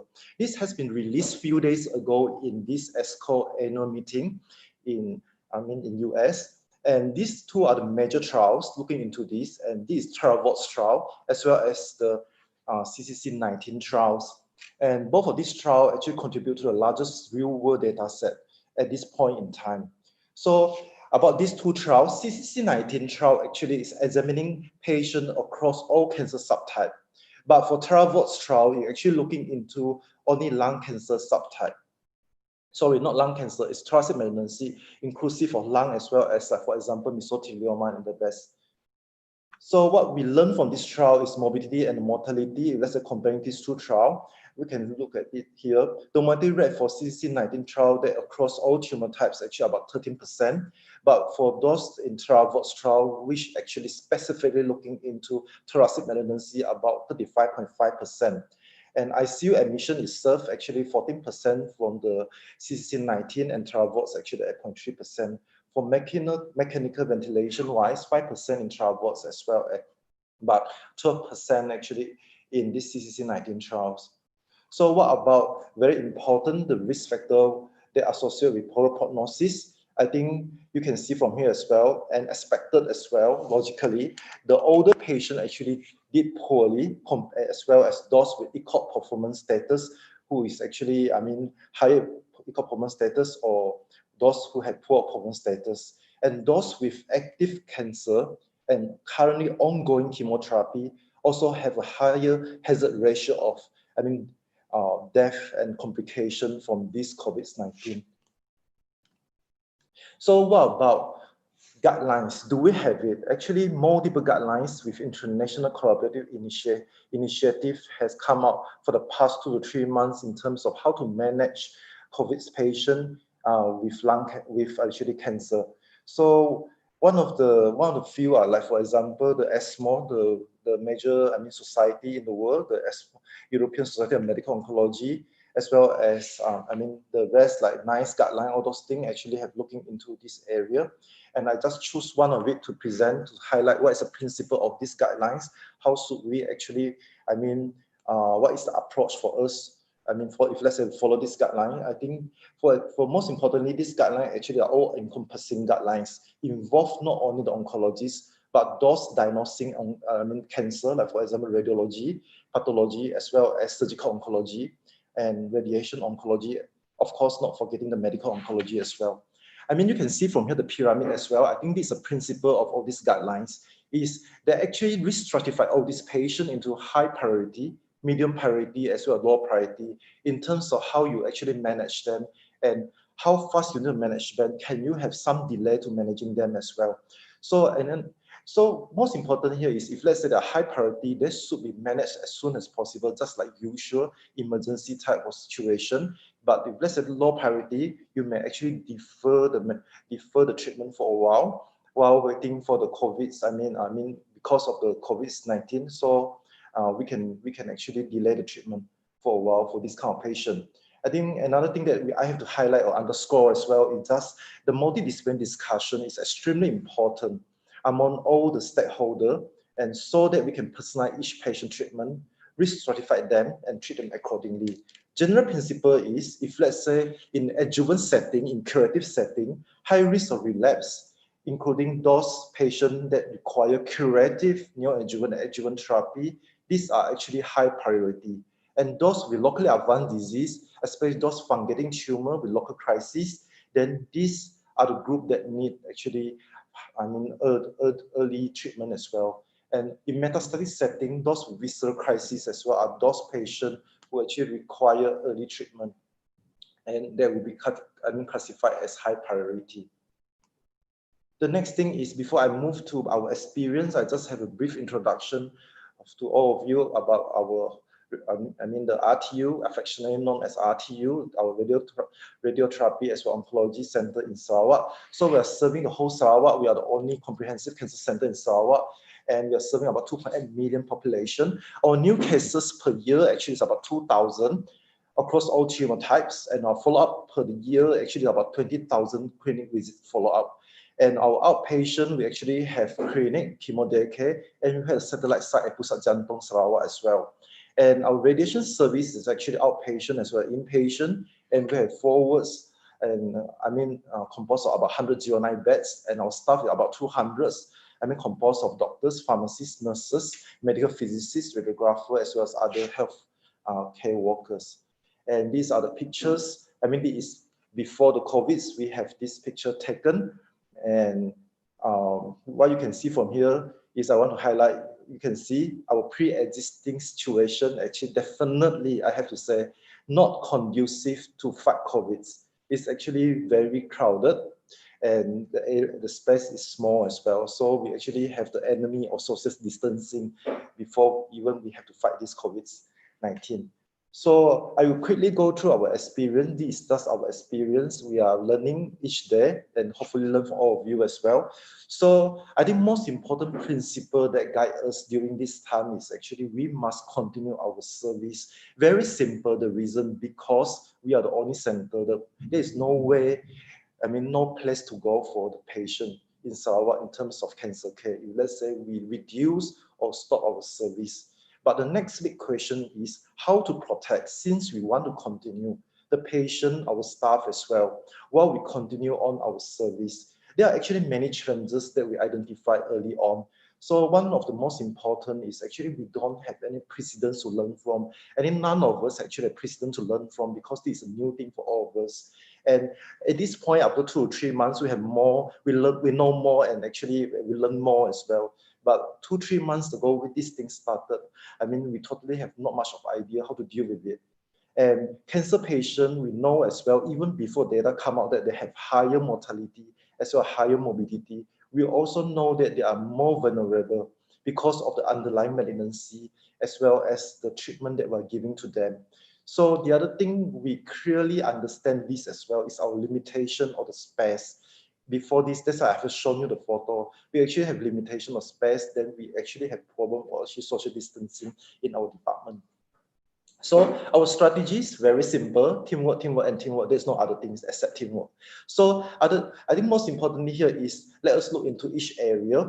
Outpatient, we identify what is our problem. There's overcrowding, and we know that the risk of cross-infection is extremely high in outpatient clinic as well as chemotherapy daycare. And at the same time also, another thing that probably more peculiar to us is actually our setup. Because we actually cater for the whole Sarawak, we actually a lot of patients came from all over Sarawak to come to us. And we know that MCO in Sarawak actually involve also inter-district lockdown as well. They can't really travel in between the districts. So you actually avoid the delay, and we have to try to avoid the delay and defaults by, the measure that we have to be taken. And at the same time, inpatient care, we have 4 wards, 109 beds. It's not very small in terms of size. And we have to really think of how to prevent a cross-infection. And I think one important thing here, I think all of us, if let's say you are in this area, we already know that, you are trying very best to actually avoid any lockdown of your wards. If let's say there is exposure in the ward, you have lockdown, and we don't, from the start, we already don't have much.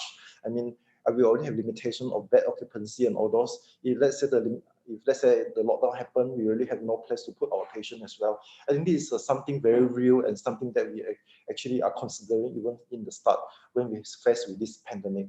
And other than that, I'll just go through briefly on our CME as well, our cancer research as well, what we have done during this COVID time.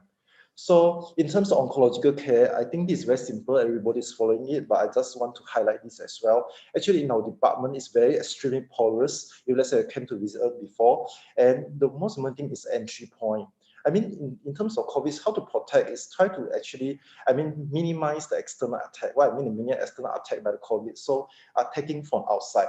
So we actually restrict our entry point. to only 2 in the whole department. At the same time, we also allow only 1 patient, patient to come in with, let's say, the patient is very frail with 1 additional carers, and we actually tighten our screening procedure as well. And one thing very important as well, that initially when we start this screening process, we found that there's a lot of gaps actually when we screen patient. So what we learned actually is, I think it's a weakest link. We identified this weakest link. Actually, we used our strongest team to actually take care of this weakest link.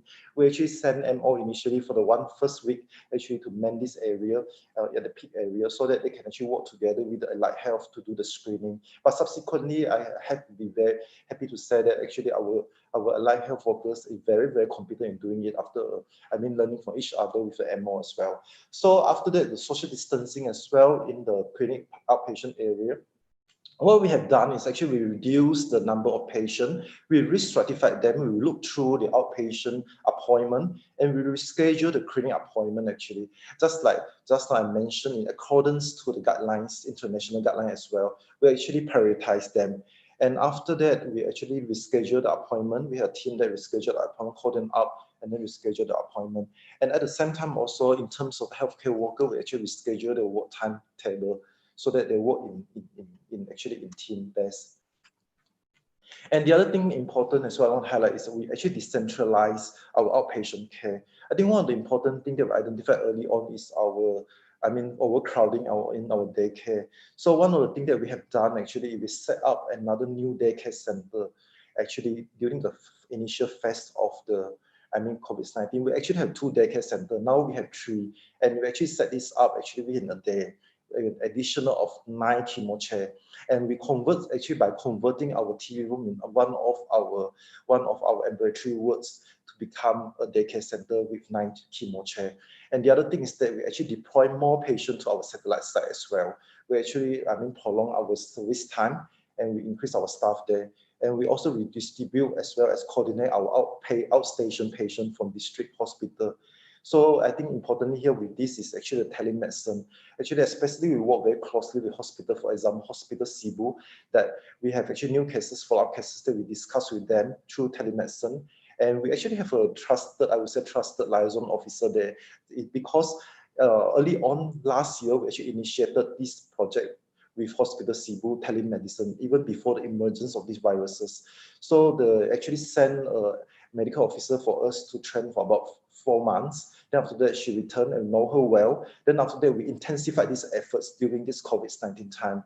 Actually, we are trying to, replicate this model to other hospitals in Sarawak, including, hopefully, Hospital Binti and Hospital Narul will be joining us soon as well. So what about inpatient care is, across all the wards, how to deal with this as well? Very crowded situation. We are trying to avoid lockdown. So one of the very important thing here, I think, is the meticulous planning and effective communication with the team. I think most important here, we have to understand human actually are habitual beings. So from the start, we need to actually change their habits. And so how do we do it actually? We actually increase the, communication with them. For example, actually I have, discussed and communicate closely with all the matrons as well as other team leader in the department, actually sending the message that, importantly here to make sure they are, if let's say they're unwell, please let us know early. And then so that, we can manage them early. At the same time, also hand hygienes and PPE must be correct PPE and all those. At the same time, also we actually have contingency plan from the start as well. We have designated one of the wards to become a backup wards if let's say one of the wards being locked down, so that we still have place for the patient to go to. Importantly here that I highlight is just like medicine, we learn along the way and flexibility of changing of the plans if needed. And I can say that, without a shame, I have to say that we U-turn many times in our policy because we learn new things each and every day. And other than that, we have to avoid, besides the external attack, I think we are trying to avoid another thing is the internal implosion as well. For the healthcare workers, like this is the repeated reminding so that, they have a good habits and all those things. For patients as well, what we do, actually, we cohort them and we actually build up with the help of the hospital and all those support. I can say that the hospital actually been very supportive during this time, and they actually help us with building up a respiratory cubicles, walling it up in each of our male and female RTU for those with respiratory issue. And it actually completed in 2 days. I think it's quite amazing. Actually, this kind of thing can be done in 2 days' time, which before that, I don't think, we never think that it can be done in 2 days' time.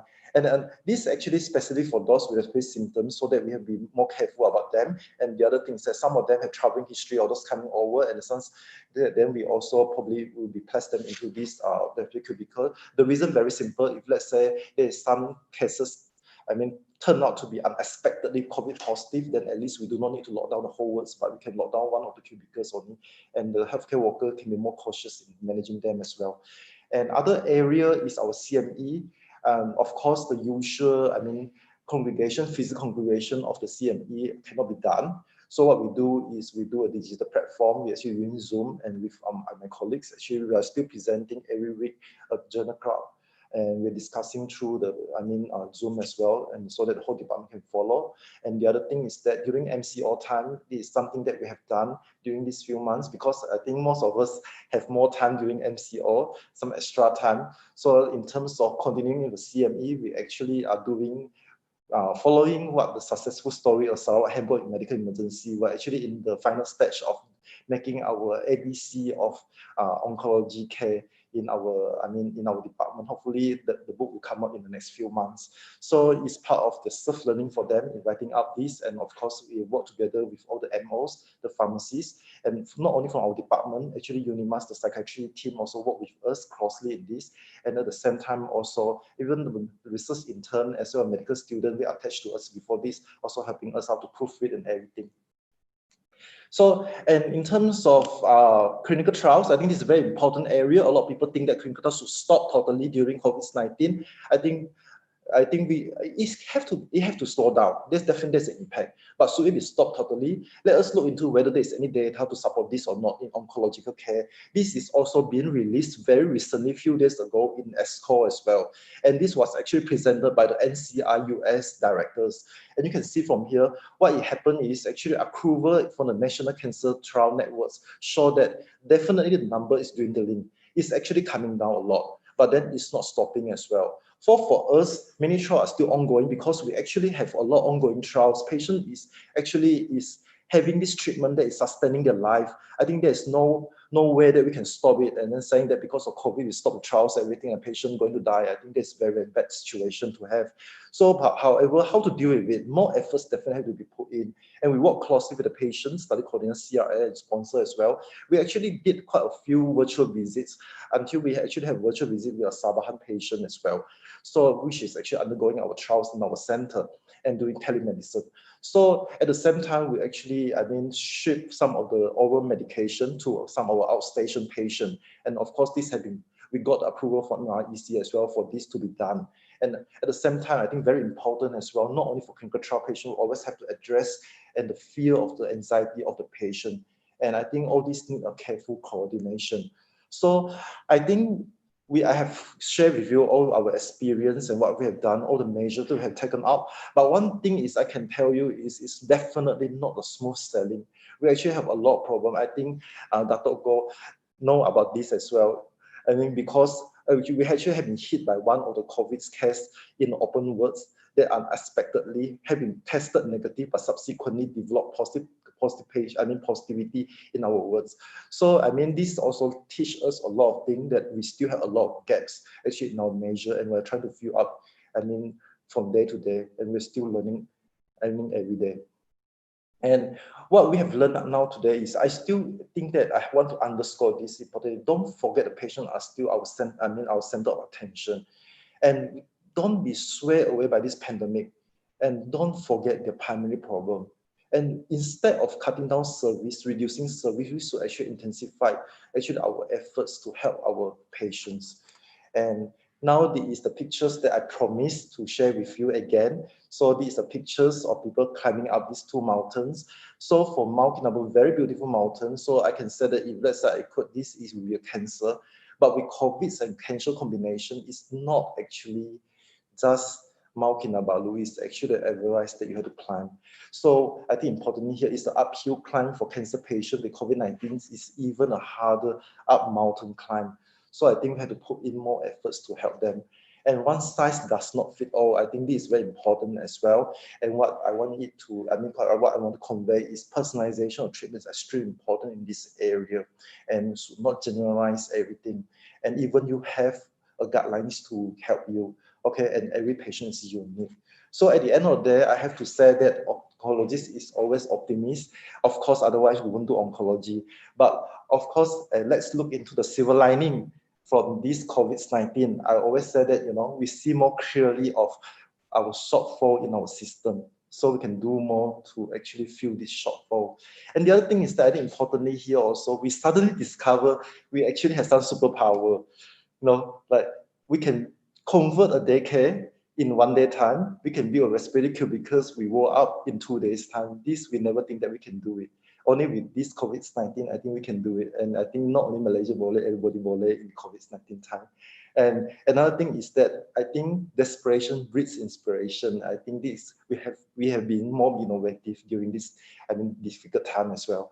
And at the same time, always not forgetting the research opportunity. You can see from here those data that have been generated, presented by all the presenter.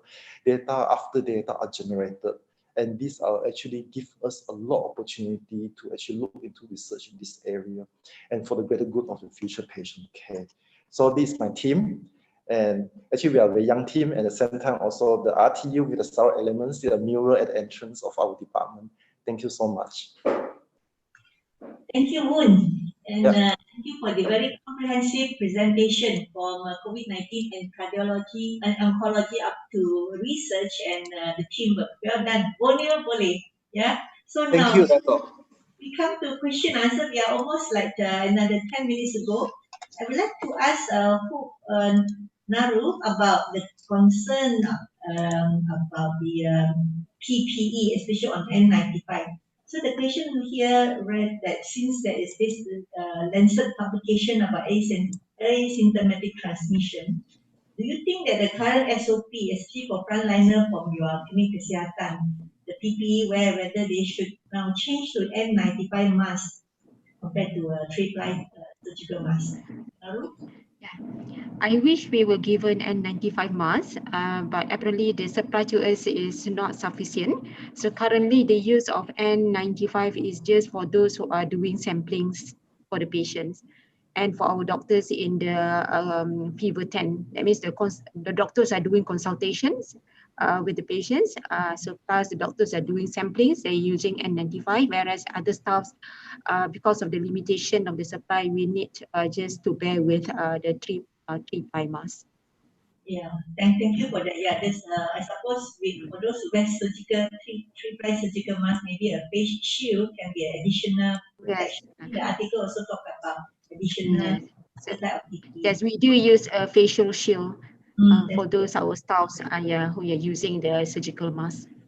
There's an article written by a doctor, anesthetist in Sungai Buloh Hospital, sharing their experience in wearing N95 during the early days.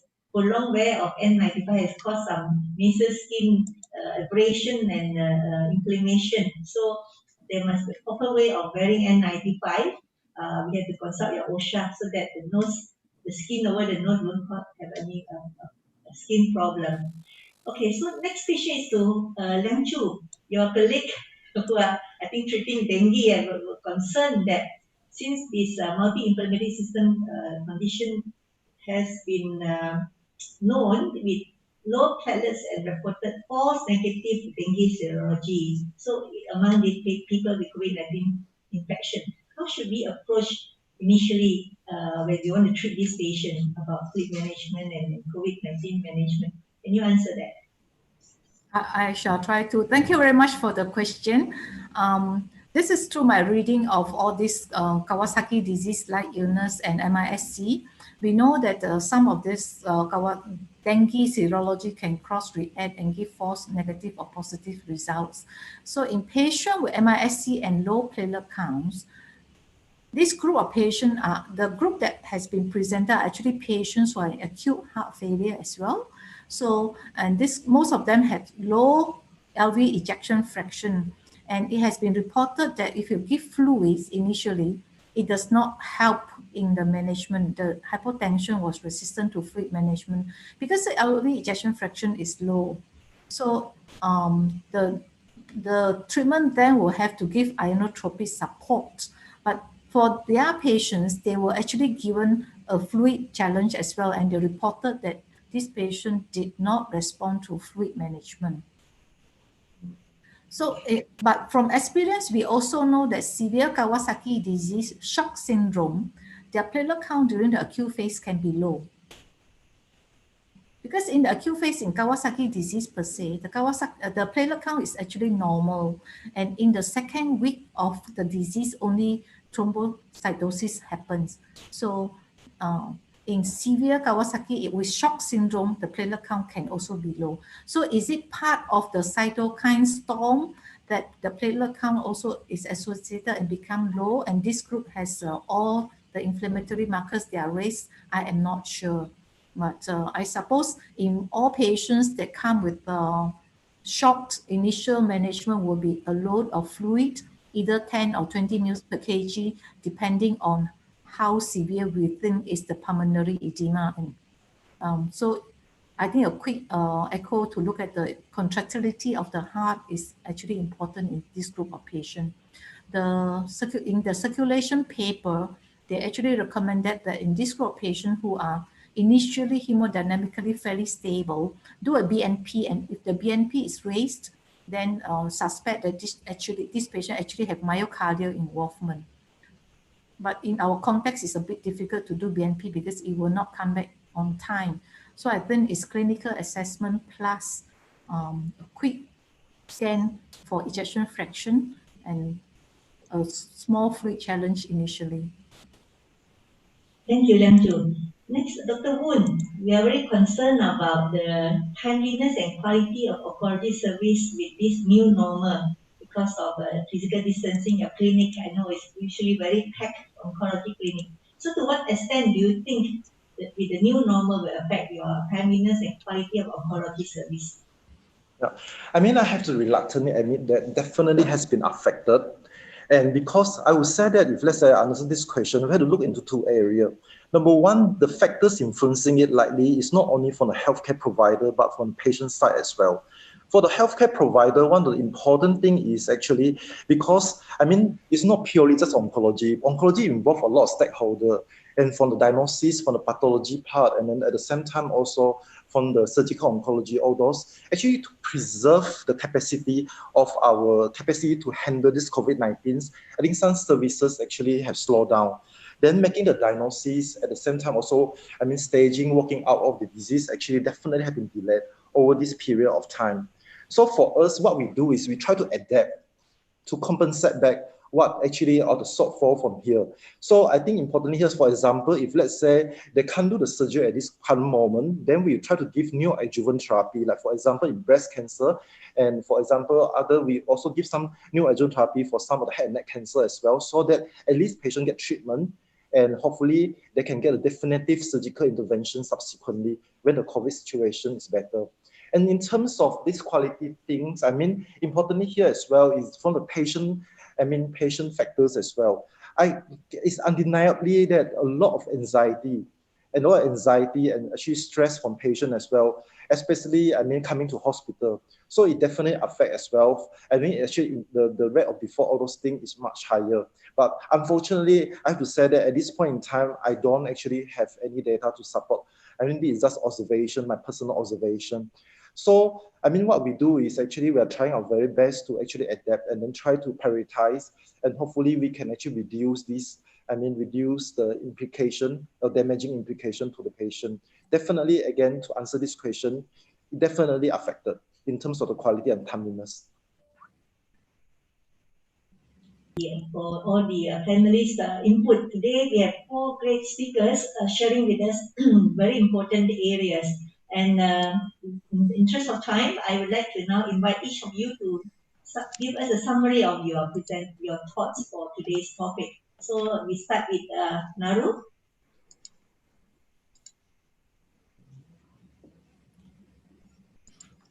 A few words from about, I think you have to turn on, you are mute. You are still mute, Narul, yes. Okay, so probably I would say that, So during this COVID-19 pandemic, so we, the healthcare providers in health clinics, we should be on the alert. And yeah, so it would be good if all health clinics can have a designated area, fever center outside the building, so that all these patients, ILI patients, can be seen separately from the other patients in the clinic. Thank you.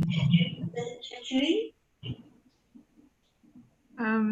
so from respiratory perspective view, basically what I'm hoping that because since I already talk about the complication of the lung due to the COVID-19, so since we have the highest rate of recovery, hopefully that everybody be vigilant and looking for the what should be expected, that if the patient actually complain of something after they actually recovered from their COVID-19. So a proper referral should be done to a specific person perhaps, or a consultation. That's my point. Yes, yes. Next will be Dr. Liang Choo. Okay, thanks, Dato Go. I know that COVID-19 in children at the moment in our country are all mild or asymptomatic. And from the sharing of the ASEAN Kawasaki Disease Clinical Research Network, so far the Korean has shared that they actually have seen 2 patients with the Kawasaki disease-like illness, or MISC. So so it's not that we are not seeing. The Korean has just shared 2 cases with us. So far in other part of the Asia Pacific region, we have not have ASEAN region, we have not have any cases. From the webinar, I think Pakistan did share a case. The rest are North America and Europe. So I think it can still happen to our patients in this country. We are now aware of it.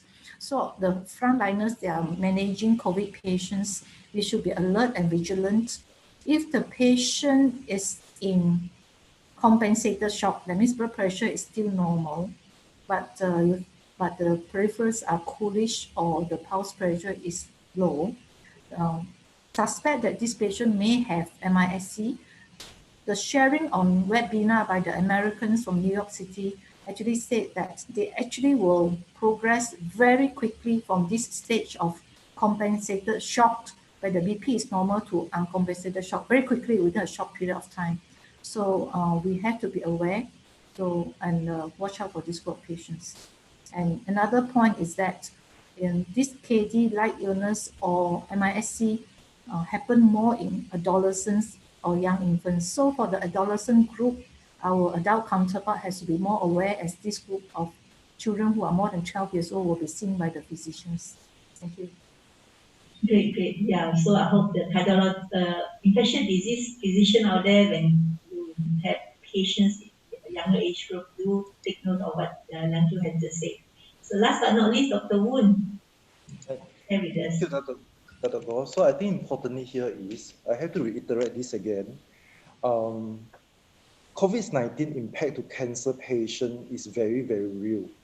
And actually, for cancer patient, they are more vulnerable than the general population when they're actually infected with COVID-19. And the other thing as well is they have higher complication rate. So because of this, I think we have to intensify our efforts even more in this group of patients. And I hope that all of us will not be swayed by this actually COVID-19 and forget about their primary problem. In my aspect is actually the cancer care for this patient. And at the same time also, I hope that more and more data will be generated throughout. And at the same time, with this data generated, we are able to manage this kind of patient with a better outcome. Thank you, Dato. Thank you. So lastly, I would like to convey Dr.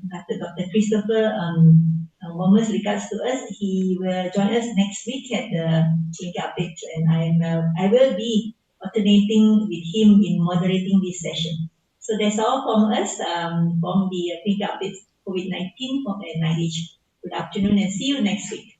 Bye-bye. Thank you very much.